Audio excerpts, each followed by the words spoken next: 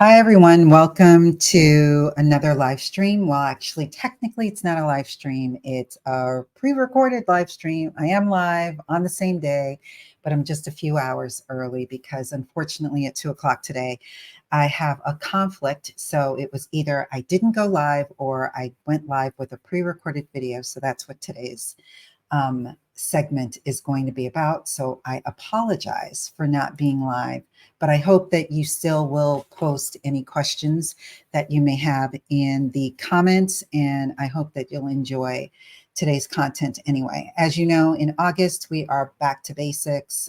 Last week, we talked about the importance of having an audience. And so today, I wanted to talk about getting to know your audience. How do you learn who your audience is, and more importantly, what is it that they need? And I want you to sort of think of equate knowing your audience and the things, the steps that you need to go through in getting to know your audience with building a house. In order for you to get a house, you first have to get the blueprints and lay down all of the basic information first before you start to build that house. And that's kind of how you have to look at video marketing, is that you have to start with the core foundation, and that is your audience. And the next level is really understanding what your audience needs so that you can put together all of the elements that you need to in order for you to figure out what it is that you want to share, the information that you want to share with your audience. This is really crucial in allowing you to create the right kinds of content that's going to be engaging to them and that's going to keep their attention. So as you can see, I'm sharing my screen today. I'm going to do a quick presentation that hopefully will walk you through some of the key components that you need to understand and use in order to get to know your audience a little bit better. So the first thing that you need to do is you have to identify who that ideal viewer is. I call them a ideal viewer persona. You can call them your customer persona, your client persona, your buyer's persona, whatever you want to call them. That is totally up to you. You really need to know who this person is as specific as possible. This used to be an area that was quite confusing for me. Particularly for those of you who are starting out, you may not have a clear understanding of who your audience is. For those of you who are better established and you've been doing it for a minute, you do have some people that you know maybe have benefited from the services that you're offering. And those are the people that will be your ideal viewer persona or your ideal client avatar that you would need to expand and just have a generic understanding of who they are, what their age is, what their interests are, what their challenges and goals are, what do they do, how much do they make, all kinds of information like that. So there are a number of ways that you can obtain this information. You can interview current clients. You can do surveys of your audience, and I'll talk about that in a little bit. But if you do not have any clients, which I'm sure that there are plenty of people who are experts at what they do. They're transitioning from working at a company and now they're going to be working for themselves, but they're going to be providing a service that they're an expert in. It's going to be a little bit different in terms of what you were doing for the business versus what you're going to be doing on your own. And you may be at a loss as to who that person is and really identifying a persona. It took me a long time to recognize I had to name the person. I had to have, even if they could have an ethnicity, I needed to do that. I needed to understand how old they were, what books they read. I mean, just all kinds of detailed information. And it really rendered me paralyzed for a really long time. I could not for the life of me. But thanks to AI, we now have the capability of doing that. So I'm going to share with you a video that I created of me walking you through how I use one of the AI tools that I like to use. I actually use ChatGPT along with a plugin for ChatGPT called Keywords Everywhere. And I'm going to share this short video. It's less than 10 minutes long, but it's going to walk you through and show you an example of how you can create a persona if you are absolutely stuck and you don't know where to go and how to get started. So let me play this for you. In this video, I'm going to share with you how I use ChatGPT and how I help my clients figure out what their client persona could be. There are a multitude of ways that you can do it. This is one of the simplest ways to get started, so I just wanted to come in and share with you what I do when I'm just hitting a block and I just can't figure out exactly what to create. So I use ChatGPT with an extension called Keywords Everywhere. And so if you have a subscription already to Keywords Everywhere, all you need to do is get the plugin for ChatGPT and it will appear. You'll know that it's activated when you see it over here on the left column, as well as when you see this little icon up here, and when you hover over it, you're able to do a multitude of different things. But I want you to go over here to where it says templates. And under templates, I then want you to go under productivity, and then where, oh, sorry, that's the wrong thing, marketing. And then I want you to go to miscellaneous, and then I want you to go to create buyer persona. And so here it sort of maximizes your ability to succinctly figure out exactly what it is that you want to see in a buyer's persona. Now, I am going to make a number of caveats. There are some tweaking that you may need to do in order to really get this to look the way that you want it to look, but it gives you an overall really great opportunity to figure out what your personas are. So you can see up here the category is marketing, the subcategory was miscellaneous, and the template that we're using is create buyer persona. Obviously, you can select whatever your language is, and then you have a number of voice tones that you can choose from.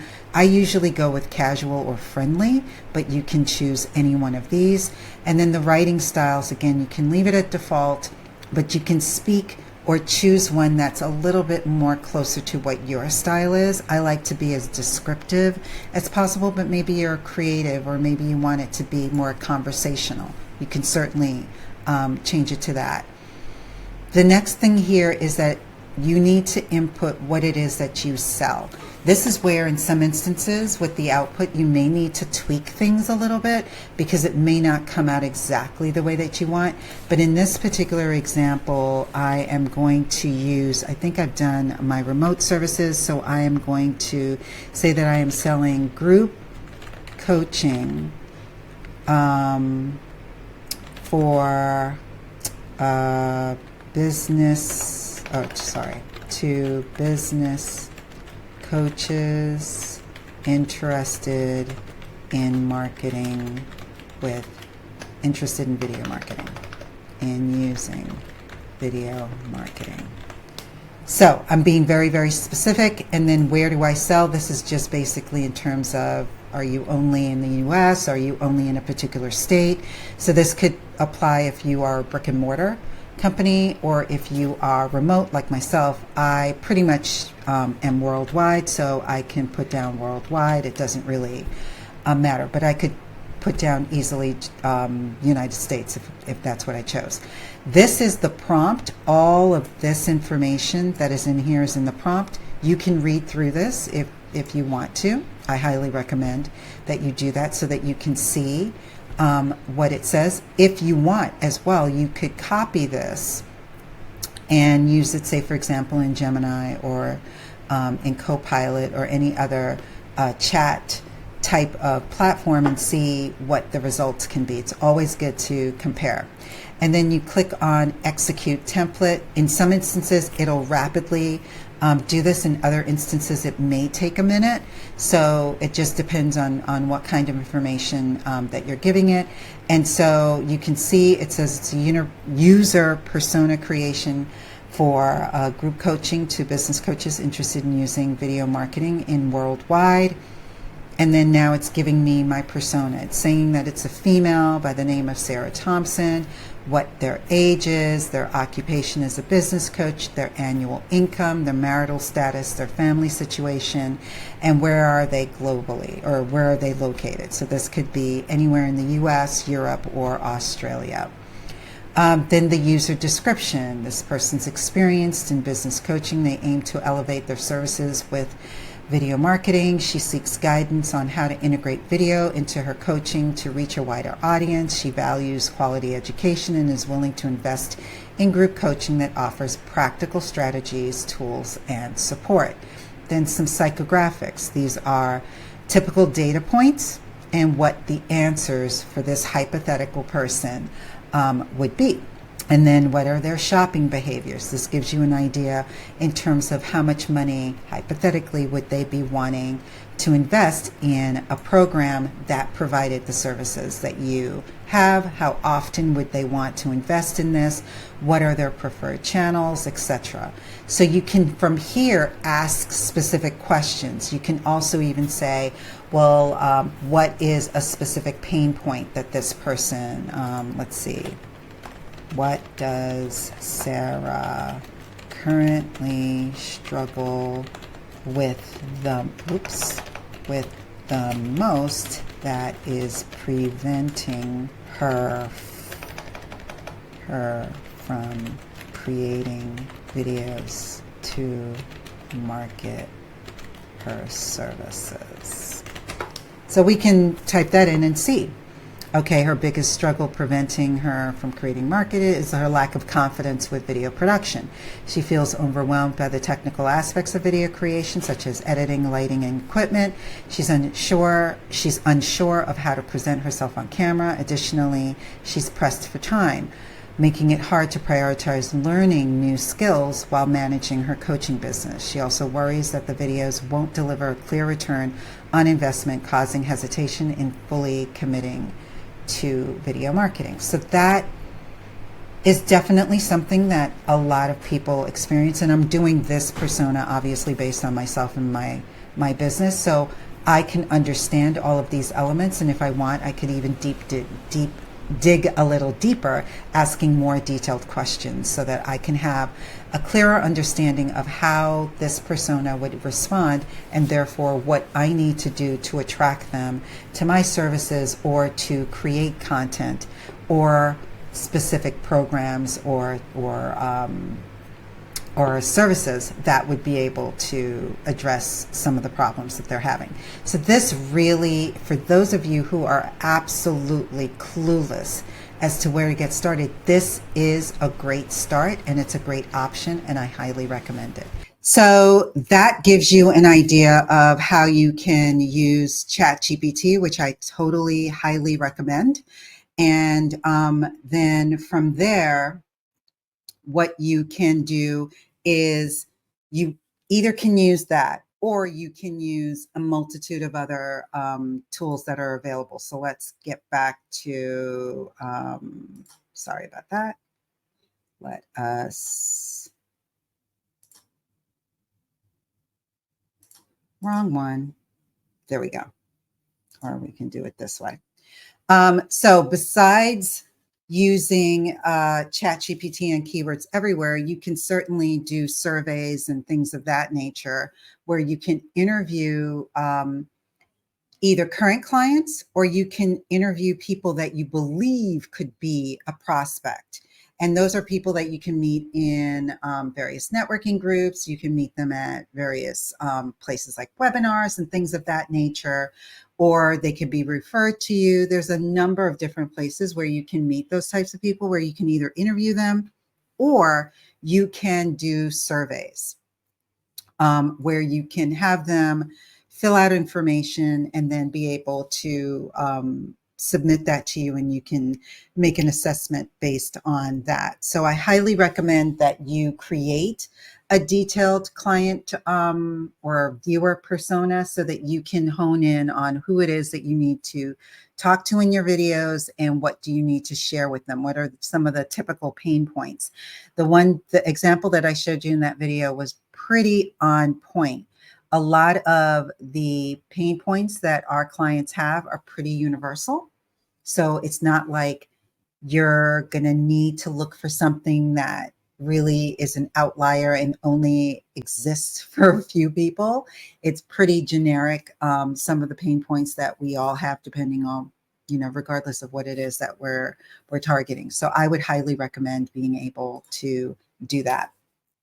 The other thing that you can look at is analytics. And this doesn't just pertain to YouTube videos. This pertains to analytics regardless of what platform. So if you're heavy on Facebook or LinkedIn or Twitter or Instagram, Pinterest, wherever it is, you may want to look at you will want to look at your analytics to see what posts, whether it's video, still, image, regardless of or text, regardless of what it is, what's resonating with your audience based on the topics that you're covering, what's the view count, what are the number of shares and likes and comments, and obviously if it's a video and you have the ability to see how long they're watching the video, then that's an option as well, because that can reveal a lot of information to you as well. So definitely pay close attention to the analytics of the platforms where you are on, including email marketing. So if you have, regardless of what platform it is, ConvertKit, Aweber, GetResponse, whoever, look and see what the open rates are, what's the click-through based on the topics that you're talking about in your videos, and I know in your emails. And I know for some platforms, I guess it can go even more in depth. So if you have that kind of subscription, try to get as much information as you can, because that again will tell you more information in terms of what is it that they're interested in. Also, a lot of your email platforms do have the capability of allowing you to do polls. So you may want to do that so that you can get some insight. If you don't have that capability, it is still probable for you to send an email to your list asking them a generic question that will produce a detailed response, but ask only one question. And that way you can get some more specific response and hopefully be able to get information from there. I know also with some people with their emails, they're able to get and hone in to the demographics of their audience. And whenever they sign up for their email, they'll have various questions that can be asked. I happen not to do that. It didn't dawn on me until years and years and years later. And I still haven't really gotten around to doing that. But there are some people, because I've filled out information to get on certain people's lists where they will ask some demographic type information in terms of like age range and what do you do and where are you located and things of that nature. So consider doing that as well. And so here are just a number of different things that you can do that will allow you to conduct research on your audience. And I've mentioned them already. So you can do surveys, which will allow you to gather some information. You can certainly use Google Forms. You don't have to go and buy or subscribe to a platform. I think SurveyMonkey still exists. And they have some free options there. Obviously, the more detailed information you want to get, the more you're going to have to then subscribe for their more advanced platforms. Typeform is another one. And there are some other platforms that are out there. You may also want to gamify some of your forms that you're putting out there. I know quizzes are still a thing. So you may want to do something in the form of a quiz, which will allow people to give the information that you want to get. But at the same time, it's interactive enough that it's providing them with helpful information so that at least they're walking away with a solution, even if it's a mini one, through some sort of a quiz. You can certainly do interviews, and I would do interviews through your free consultations if you offer them. You can have them either fill out some sort of a form. I know with me, regardless of what type of consultation you're doing with me, you will need to fill out a form. So it allows me to understand the pain points with my audience a lot more. whether you're actually interested in the service that I have, or even in some instances, if you're just networking with me, there might be one or two questions that I'll ask before we meet, but I'll certainly use the meeting itself as an opportunity to interview and get an understanding of what your pain points are. What are you looking for? What do you struggle with? What's a problem that you are currently having with what I'm an expert at? You can certainly also ask questions if you do webinars. I sprinkle questions, like maybe 4 to 5 questions throughout like an hour and a half long webinar, especially if I have Q&A at the end. And then at the end, if I'm on a webinar that allowed for people to submit their questions in writing, I always get the download of those questions. So again, I have an understanding of what the pain points are that my audience is having an issue with. And then any kind of meeting, whether it's in person or otherwise, any opportunity where you have to talk to somebody, you can certainly learn more about what their pain points are.